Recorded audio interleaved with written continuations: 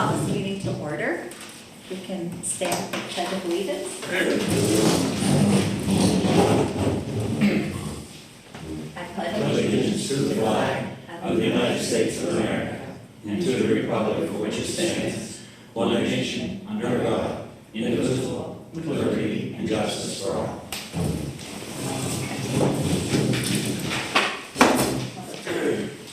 Do we have any?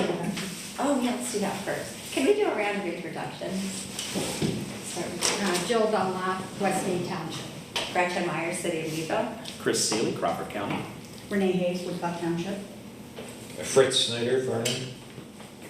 Jim Hall, Union Township. Paul Backerman, Union Township. Bill Winters, Woodcock. Brian Williams with State Representative Brad Roy. Do we have any public comment on agenda items or just on anything, I guess? No public comment? Can we have a motion to approve the minutes of the April 18th meeting? Sorry. So moved. Can I have a second? Second. Okay. Can we have a, did you guys get a chance to look at the treasurer's report? Any questions for Renee?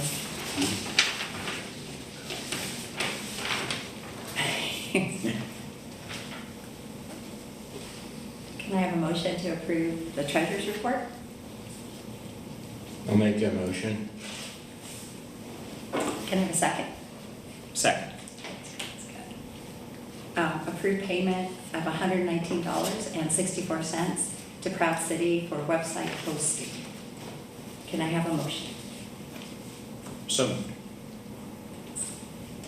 Second? Second. Thanks. Gosh, I guess our next thing is to accept West Fallowfield Township as a new member. Can we have a motion to accept West Fallowfield Township as a new member, please? I'll make that motion. Great, thank you. Can I have a second? I'll second that. Thanks, Bob. Okay. I guess we'll move to the County Fire Commission update. Sure. Yes. So as your fourth string County Fire Commission update personnel here, yeah, I could just give you a little summary about what the organization is, how it sort of mirrors our County EMS Commission, and some of the things that they're looking at. So off the get-go, I don't know if everybody got the... Do you? We just got it. I will send it out to Okay, all the okay. members after the meeting so Sure. that you'll be able to So I could just get kind of it. hit some highlights about what the county is looking at and kind of how we're treating this. The commission is made up of a little over a dozen representatives from volunteer and paid fire companies from all across Crawford County.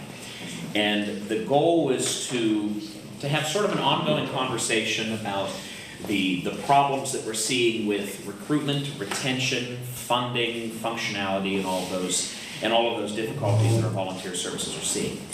And so the Board of Commissioners at the beginning of our term this year appointed this group of folks.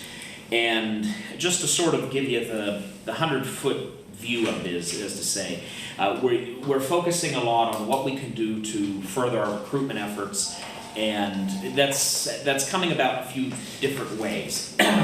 Most actively, what the county is looking at is a property tax incentive, frankly, for volunteer firefighters, volunteer EMS workers, and in general, volunteer first responders. We've been able to communicate with our colleague counties and talk a little bit about what that might look like. Vernon Township here in Crawford has piloted that program as far as Crawford is concerned, and they're able to give a 100% refund on local property taxes at the municipal level. I can probably say categorically the county is not going to say 100%, but we've tossed around some numbers, maybe up as much as $500 per responder, qualifying, or provided that they fit certain qualifications. And what that would be as far as training requirements, number of responses per year, and those sorts of things. And we're asking that both the fire and the EMS commissions help guide those standards. So they may change from year to year, they may change over time. So what we would like to be able to do is be flexible with those standards. The idea that we had and that Chairman Horvat was instrumental in developing with us is that this would be a sort of a piggyback ordinance from the county level. What we would be looking to do is cooperate with the local municipalities in sister ordinances. So in this case, for example, Vernon Township currently has the ordinance. They certify that these volunteer responders are eligible for their rebate program. So rather than the county recertifying, having our own standards and having to do duplicate work, we say, Vernon says you're good, that's good enough for us, here you go. And what that does is it shifts the administrative aspects of being able to do that away from the county, and it keeps it local. So, for example, if West Mead were to adopt that ordinance, or the city of Meadville probably wouldn't help you a whole lot because you have to pay fire, but, so in that case, West Mead would say, okay, we're going to establish our standards accordingly, we'll come up with our own incentive, whether that's 100% like Vernon or a portion of it, and then the county would mirror that. So right now, what the county is planning to do is, of course, we'll develop our own ordinance to adopt, but we will develop a model ordinance to offer to municipalities that they can fill in the blanks as they see fit, and they can make that determination, is this something we're interested in doing, first off, and secondly, they can set their amounts, they can set their standards accordingly, and then the county would honor that, and we'd hold up our end of the bargain. We've had some unofficial conversations with the school districts as well to say, is this something you would be interested in? Oftentimes, the school district is the biggest chunk of your property tax bill, so having them on board would certainly be something. We recognize and acknowledge, and I think it was put best to me by a friend of mine back in Linesville, and as we were discussing doing this in Linesville Borough, he said, you know, when you look at that building, it says volunteer fire department. And I said, well, sir, I understand that, but things have changed, and volunteerism at all levels, be it first responders or fraternal or social organizations, service clubs, we're all competing for people's time. And we acknowledge that. We see that this problem is not going to solve itself. And although we'll kick out the number $500 from the county, might be a small token, frankly, of what that individual deserves, and frankly what we would like to be able to do to them. What we want to at least communicate is that we support these efforts, we understand the sacrifices that you're making, and we value your time. So that's something that we're actively looking at right now, and that the Fire Commission and the EMS Commission are both assisting in that development of that ordinance. We don't really have a timeline for it just yet. I think that it would be feasible we could have something out by the end of the year for next year's property tax bills. This would not be this wouldn't be a property tax reduction, because then that complicates matters, that gets the tax collectors involved, and that means we actually have to adjust your tax bill. That wouldn't be what this is that you would be certified at the local level, you would come into the courthouse, to the commissioner's office or the treasurer's office or what have you, you would have your documentation, and they would simply hand you a check, as opposed to having to go through reducing your property tax bill and all that. That just seems a little onerous. So we'd like to make it as simple as we can for the individual and as simple as we can for the municipality and for the county. There is also something else I can kind of speak to a little bit, would be the ongoing radio assessment and the needs assessment of our wireless communications across Crawford County for first responders. The county had a feasibility study that was just recently completed that examined from stem to stern, from Spartansburg to Jamestown and all points in between, the usability of mostly portable, worn-on-the-hip radios.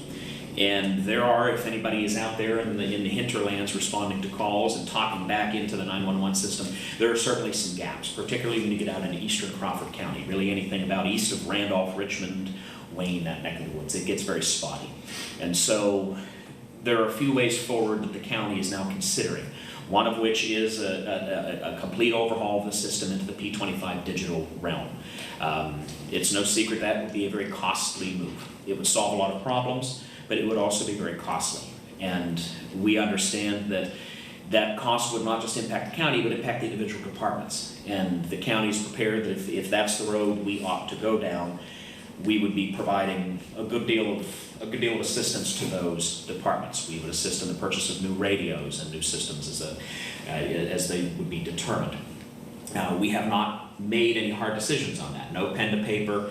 We haven't even gotten, we're just now in the process of putting out a request for proposal to the vendors to say, design us a system. What would it look like and what can you do it for? And we're very aware of the consequence, good and bad, of that decision that we may need to make. This, if it comes in high, this could be the single largest expenditure in Crawford County history, close to $20 million, if that's the direction. There are a lot of factors that we need to determine in making that call. And are there alternatives? Are there good options that will solve these problems without having to go whole hog as it is, that we could still patch up the system that we have now? And these are the questions we're asking ourselves. And I know they're not here, so I won't speak ill of them, but I will speak very, very kindly of them, as my two colleagues, Mr. Henry and Mr. Shell, have lived and breathed emergency response for most of their adult lives, if not all of them. And I'm just along for the ride in a lot of ways. They're teaching me aspects of that world that I never knew existed. I'm very grateful to have them by my side as we make these decisions. And just know that this is not a project that we approach flippantly or ill-advisedly. We are truly doing our due diligence to make sure that we're making the right decision. We're not in the mindset that we're just happy to go out and spend $15 to $20 million for no reason or on a whim. If that's the conclusion that is arrived at, it will be done so very, very soberly and very thoroughly. If you have any additional questions regarding that process, I'd be happy to try to answer them. But if not, I can certainly go back, do my homework, ask our staff and my colleagues, and I'd be happy to get back to you with any specific questions you may have. But those are the two, as far as the county is concerned, sort of the two big agenda items on the horizon. One of them is very scary, we understand that, and one of them we hope will pump a little bit of life into organizations across the county that we know are struggling. And it's certainly a top priority of this board to assist in any way that we reasonably can. And we understand that. I live out in Linesville, and sometimes we can't get an ambulance rolling, we can't get a truck out the door, and that's as I age, and I'm in my mid-30s, but as I get older and I begin to think of my older relatives and myself, I think that's becoming more and more of a priority for me. I'm starting to think about the mortality of the human body a little bit more, and what that could mean if we don't have a solid core of volunteers. And I know that certainly my community is not in the minority in that case. And frankly, this problem is Commonwealth-wide, if not nationwide. And we don't want to be caught 10 years down the road looking back and thinking, well, if only we would have done A, B, and C.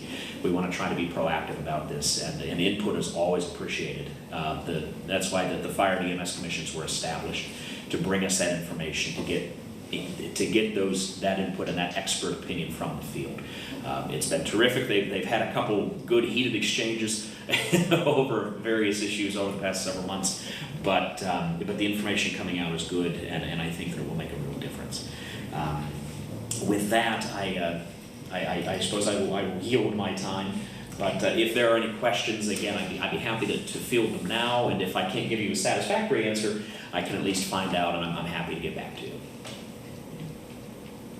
With that, thank you, ladies and gentlemen. I have a question. Yes. And I guess I'm very thankful that Westmead 1 submitted a regional application for the Central Crawford County as far as if this is something that is mandated or passed that we have to comply with. Yes. What about, because the central region is usually a lot more, we have the coverages kind of thing. What about the rest of the counties? Outlying agencies. So in the court, when the study was completed, our consulting firm, MCM Consulting from State College, we took it on the road. We went to Conneaut Lake Fire Hall, and we had a discussion with the western portion of the county. We went to Townville and had our discussion with the eastern portion of the county, and then we came to the 911 center and addressed it with our central folks. We've encouraged all of them to band together. You're so much stronger together than you are siloed apart. And there is funding available for these sorts of things. It's certainly not as much as we would like, and it's certainly not as much as certainly is needed. But anything that any additional pipeline that comes in the door to help defray the costs is certainly appreciated. Another program we are potentially looking at the county, very early discussions, but we would like to retain the services of a grant writer specifically for first responder agencies. So we would have somebody on county retainer that could assist in these regional grant applications and assist individual departments and best advise them as, well, what are you looking for? Not just for the P25 project, but for anything, for equipment purchases, for training, that we would be able to provide that service at no cost to the departments. Again, it's a drop in the bucket for what is necessarily needed, but it's something that we can do now, and it's something we can do well, and we want to be able to offer that. All right. Well, ladies and gentlemen, I appreciate the opportunity to come up and improvise a little bit. Thank you so much. Thank you. And again, our office is always open and available to all members of the COG on not just this, but any issues that may come up. We're always happy to talk to folks. I think what we'll do is, we'll get this out to everybody by email so that you have the PowerPoint, but I'll also get back in touch with Robbie and Eric Costin, who is going to be here to talk about this. And if they want to add anything, onto that email, we'll certainly provide. Maybe they have some more Oh, absolutely. insight or something. I'm sure they will have a lot more insight on this. Yeah. Something they would have added today, so at least we'll make that available. Yeah, they'll be much more familiar with the economics of it and truly the deficit we have in volunteers. They'll be able to speak to that firsthand. This PowerPoint, this is what they used at their last meeting? The commission. A portion. Eric had like some background Because that was just less than a information. month ago, right? Yeah. Yeah, but even further back, like last year, we kind of had a general meeting about the fire commission and Right. some of there was a fireman there from Meval City and just some different options. And Eric had provided a PowerPoint back then.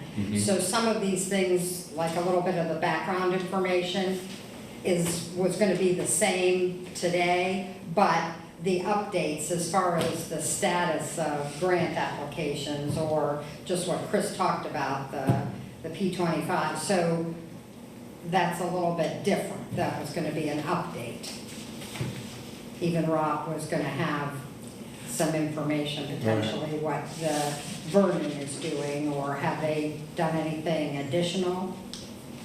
No, Okay. not at this, and we've been kind of kicking around a couple ideas, but we know that, I mean, the problem's not gonna go away. It's, it's going more south than north, and it's not just unique to our area, I mean, it's the whole state. You read all that information from PSATs and that, I mean, it's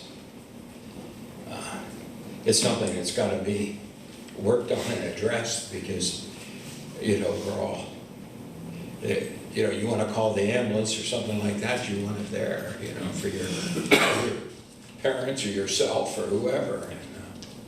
And we're trying to get out ahead of this in a way that it doesn't fall back into the laps of the municipalities, because at the end of the day, they're the ones responsible for those services. Yeah, we need it, we have to. We do, and We're required, I guess. is what right, we I'm want to saying. avoid a situation where Vernon or Woodcock or what have you shelling out a ton of money for a professional paid service because nothing else was available. And we can't take those actions 5 years from now or 3 years from now. We really need to start plugging holes in the dam now. So we're hoping that these early steps will lead to bigger ideas and bigger projects down the road. Yeah. You look at the city, you almost have to compliment them on the success of what you've done, taking over the ambulance services and things like that. And last time you did a report, I saw it was profitable too. Yeah, Mm-hmm. yeah. Right. Yeah, that's tough. Yeah. I was wondering do you know anything about the schools? Because I remember Ron Erwin was like, oh, they should come and present. And that's so tricky. It is, The school it is. districts, how they lay or lie. Sure. Yeah, and of course with the ordinance in general, there are going to be some logistical difficulties. For example, if I live in a municipality, but I serve another agency Right, or whatever yes. the case may be, that can prove difficult. If there are residents of the city of Meadville, that they volunteer their time at West Mead, there's going to be those sorts of things we need to work through, Yeah. and the school districts would factor into that.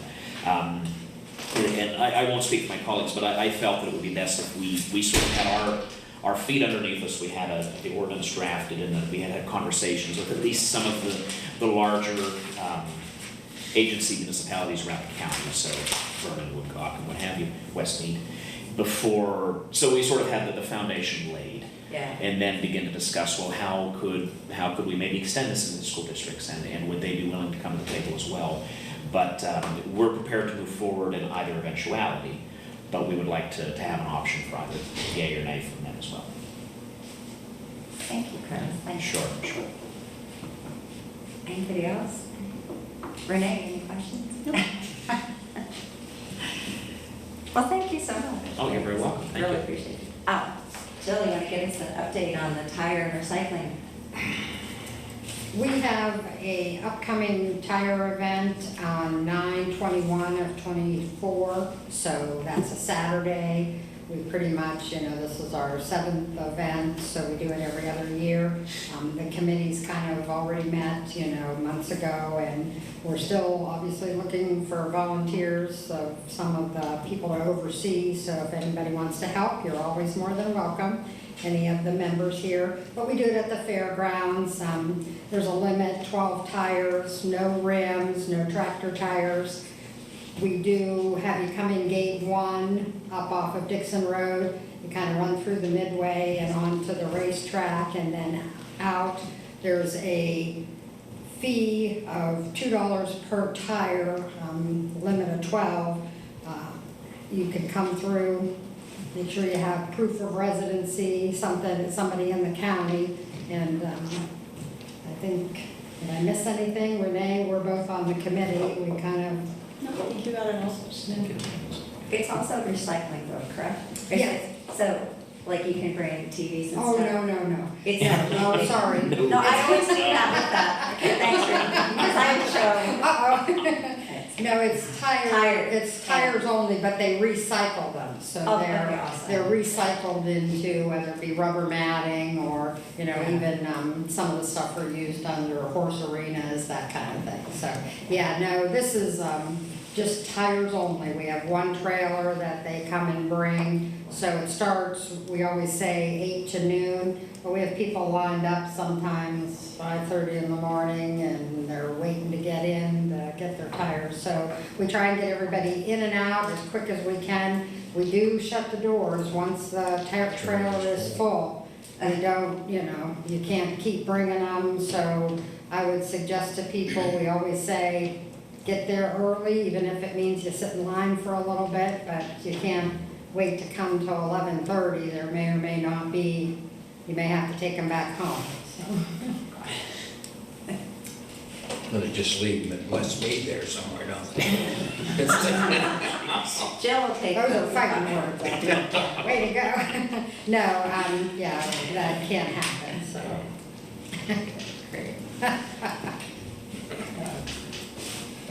Well, great, thank you. Is there any other business?